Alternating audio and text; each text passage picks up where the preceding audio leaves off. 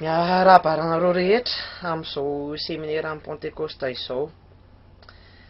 Tolotra avy aty Johannesburg ity dia faly mandray anjara amin'izao séminaire izao.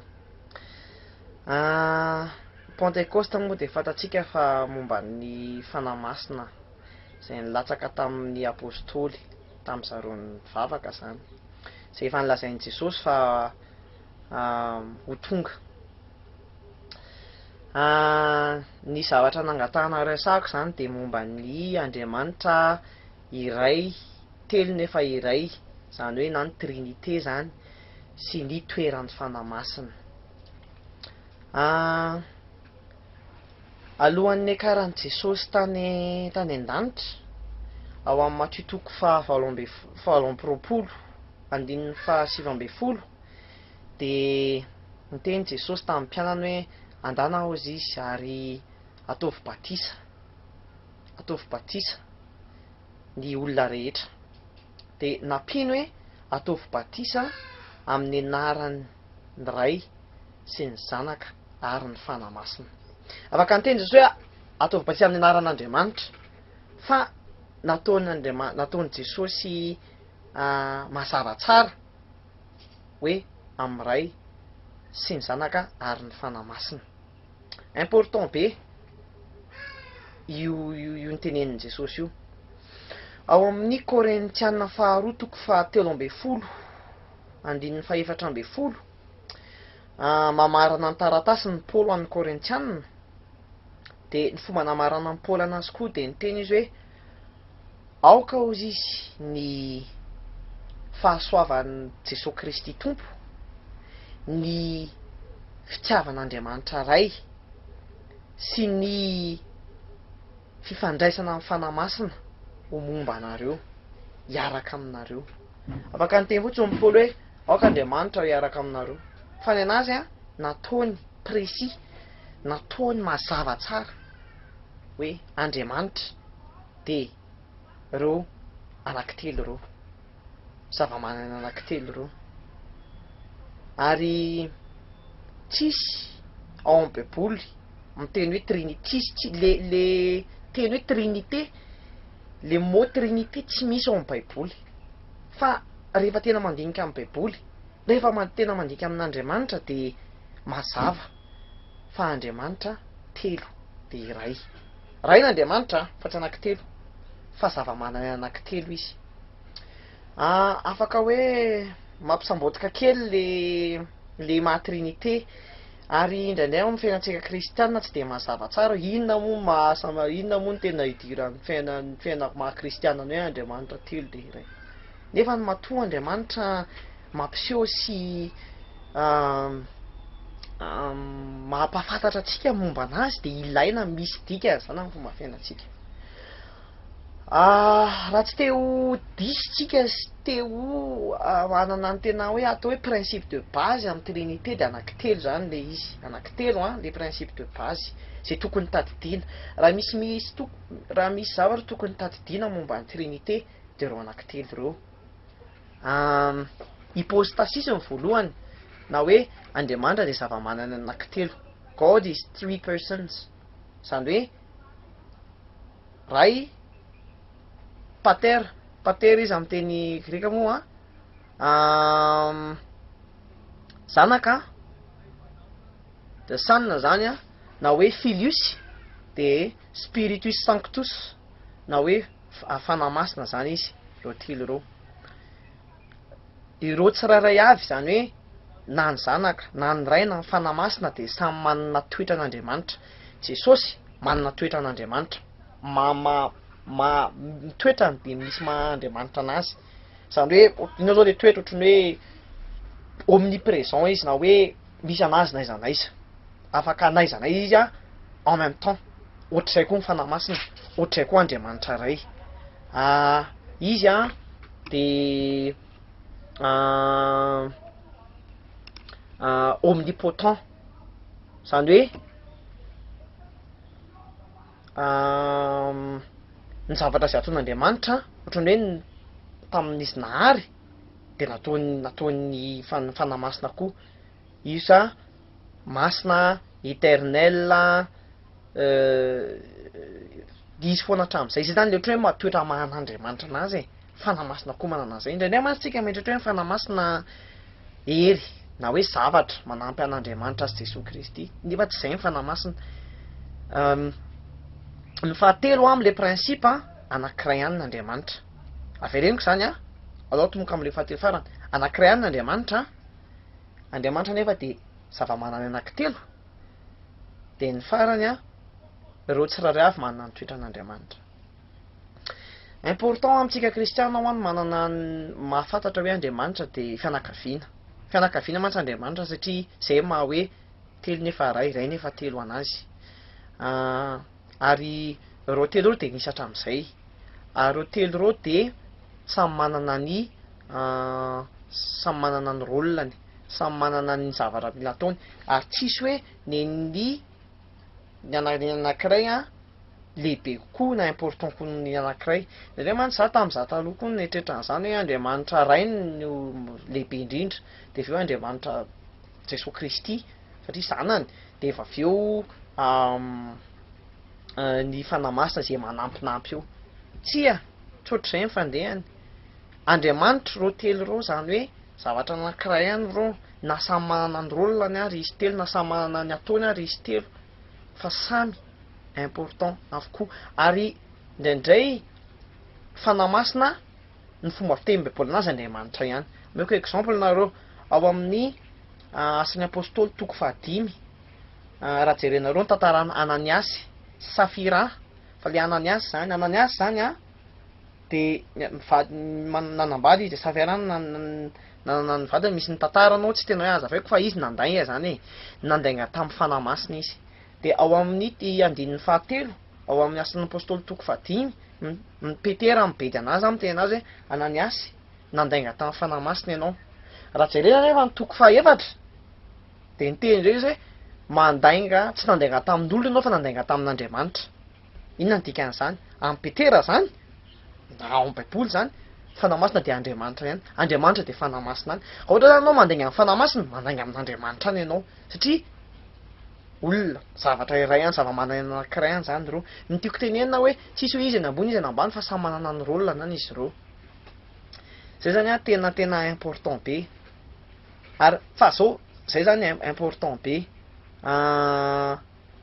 Ny fanamasina nefany tiako important be. Misy sary zay ampiseho an'ny pasteranareo angamba ty sary ty. Io sary anankiray zany manazava ny relation an'ny ray sy ny zanaka sy ny fanamasina.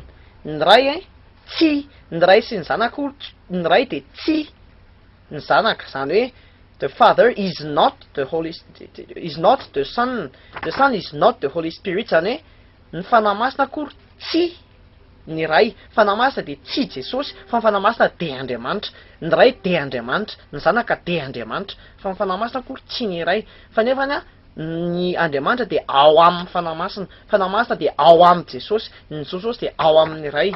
Zay zany le izy sarotsarotra mahazo any izy fa le izy zany ohatrohatr'izay ny relation an'ilay izy. Satria moa Pentecoste azy de angamitsika resaka bebe kokoa mba ny fanamasina. Araka ny teneniko zany de fanamasina de Andriamanitra mihitsy. Ny fanamasina de misy ao amin'ny Baiboly izy niteny hoe izao. Ao amin'ny asan'ny apôstôly toko 10:20 izy niteny hoe izao. Fanamasina de miteny, fanamasina de miaina. De ny fanamasina de afaka malahelo. Zany hoe le fanamasina zany tsy hery zavatra fa tena Andriamanitra, olona zany zavatra mananaina zany ny fanamasina. Ny fanamasina koa de nanana anjara be ao amin'ny fiainan'Andriamanitra, ao amin'ny fiainan'olombelona zany sy ny ao amin'ny Baiboly. Ny fanamasina de miresaka amintsika. Ohatrany hoe inona zao no afaka atao hoe tena hoe rôle amin'ny fanamasina zao. Zay zany angamba nidirantsika kely amin'izao. Ny fanamasina zany efa fantatsika tamin'ny andron'ny apôstôly de latsaka tamin'ny apôstôly ny apôstôly ny fanamasina. Satria hozy izy Jesosy hoe ho avy ny fanamasina hozy izy hanampy anareo. Fa ngeza kokoa noho izay ny fanahy masina tsy teo ankory ny fanahy masina ina moa no efa niasa fa ny fanahy masina de niaraka tamin'ny fanamboarana zao tontolo zao ohatran'izao ny fanahy masina. Raha ohatra nareo mijery ny Genesis toko voalohany dia ny faharoa dia hoe ny fanahin'Andriamanitra fanahy masina io. Ao amin'ny Joba toko 7:30 dia ny fahaefatra dia momba ny fanahy masina. Ny fanahy masina zany dia nahary izy zany a nanana rôla izy tao amin'ny nahary an'izao tontolo zao. Ny fanahy masina koa zao dia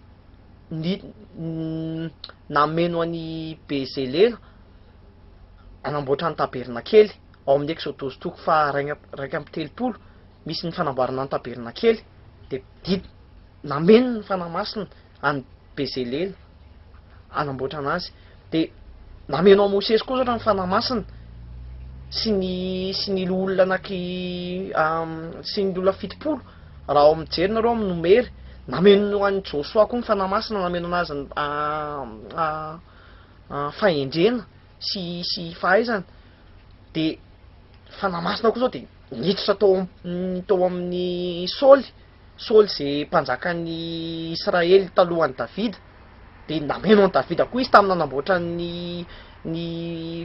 tamin'ny nanamboatra ny tempolo. Dia ny fanahy masina koa nameno an'i Mosesy sy ny mpanoratra amin'ny Baiboly. Zany zao asan'ny fanahy masina daholo ankoatrany hoe mamera antsika amin'izao fotoana zany ny fanahy masina.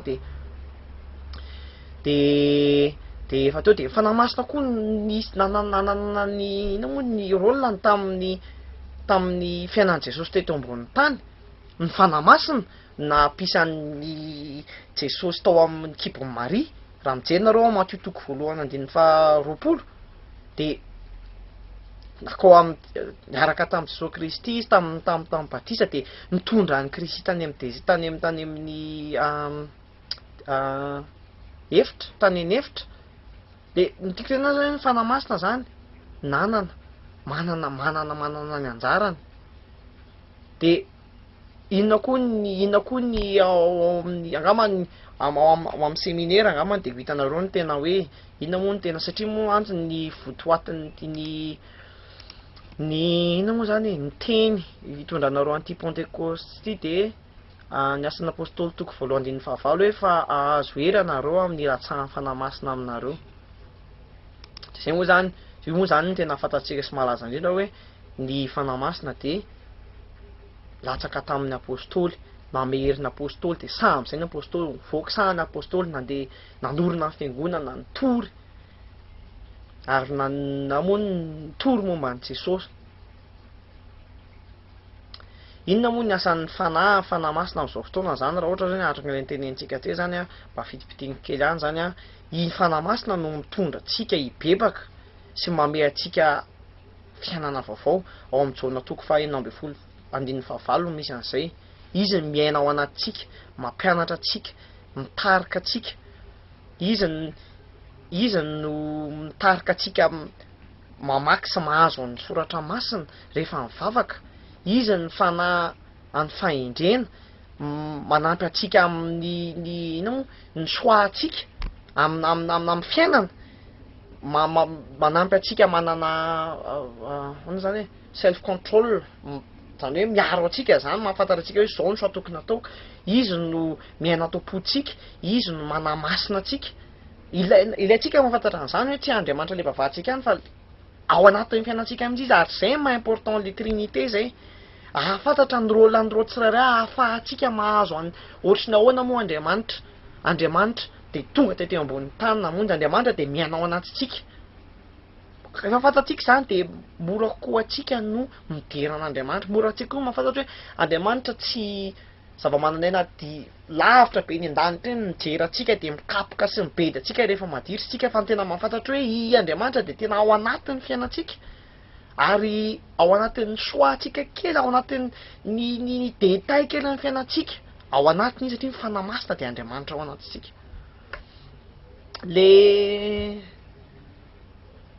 Le sujet moa trinité dia ngeza be mihitsy, ary tena mandany fotoana ny fiangonana tena hoe mianatra tsara momba an'io. Zaho moa dia hoe tsy te hihoatra valapatra loatra 10 minitra sy 12 minitra any namena anahy. ka zay angamba no zaraiko anareo momba ny fanahy-masina. Misaotra indrindra, de mandoha ny fiaraha-miasa sy ny fifandraisana zany a, de ho tahin'Andriamanitra daholo.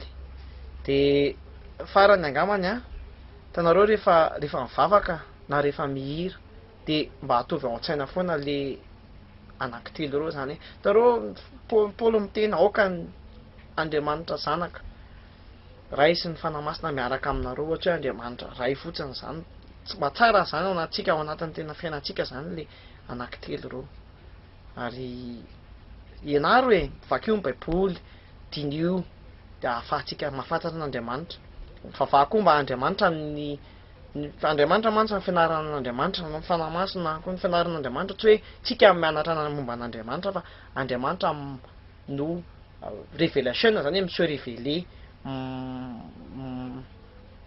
izy zany no mampiseho momba anazy atsika. Zay fa misaotra betsaka, de ataovy tsara, tohizo tsara, ankafizo tsara ny séminaire anareo. Veloma.